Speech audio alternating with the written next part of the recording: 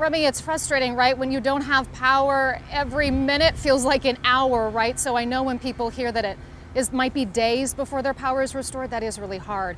And we know the storm's impacting nearly every part of our viewing area. Take a look at some of these images of the trees toppling over, damaging homes and cars.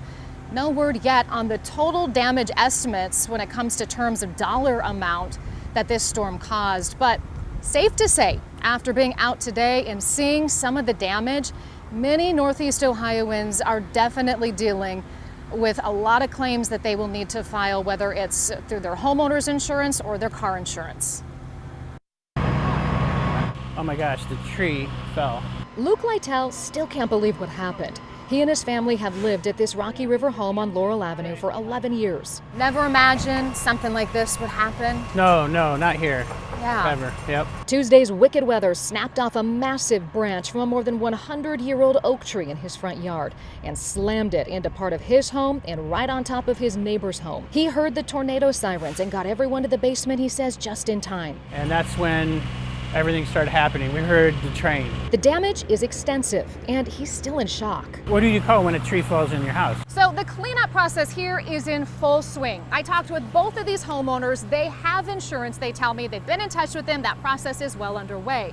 Now, we know so many of you across Northeast Ohio have storm damage, maybe not to this extent, but what do you do if you do have damage? What are the do's and don'ts? We reached out to an expert about that process. Number one, assess the damage. Andrew Kobach is the president of Cleveland Public Adjusters. He says while insurance company adjusters are looking out for the insurance company, public adjusters are looking out for you. We are licensed by the State Department of Insurance to advocate on your behalf. Kobach knows a lot of people woke up with tree limbs on their roofs today because they've been calling him. While his company only handles large-scale claims over 6 figures, he does have some advice for those with storm damage to help them plan their next moves. First, he says, decide whether you even need to file a claim. Because the last thing you want is your insurance company to come out and say, oh, this is below your deductible, but by the way, you have a 25-year-old roof, we're not insuring you anymore. A small branch and a few scraped shingles might be best paid out of pocket without getting the insurance company involved, especially if you want to keep a claim off your record. You could end up paying them back down the line with higher rates, although that's not always clear. Every insurance company is different. There's underwriting guidelines for every insurance company, which are kind of like secret guidelines that none of us know about, right? Knowing the scope of the damage and whether the cost would exceed your deductible is a good guideline for deciding whether to file.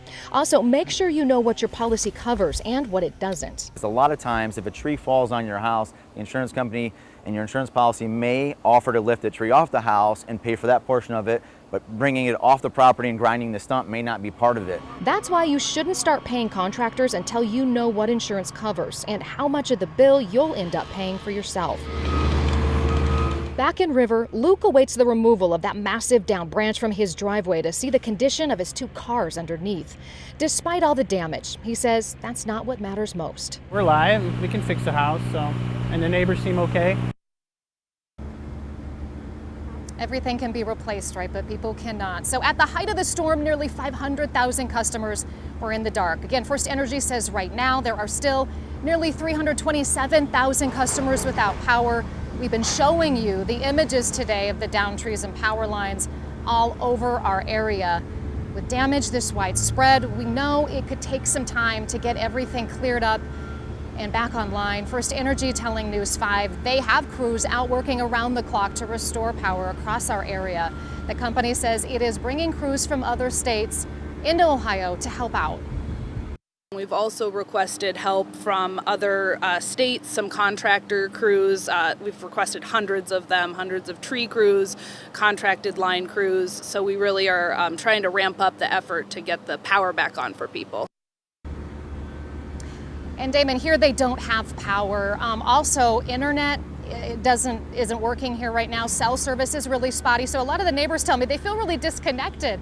They don't really know what's happening, and they really appreciated talking with me and showing me the damage because at least they just felt seen, you know? They just have kind of felt cut off like we all would, and like so many of us do right now when our power and our ability to stay connected has been taken away from us. But again, we know people are working so hard to get it back online. But also, it's been so nice talking with people because The community spirit is really strong out here, everybody helping each other.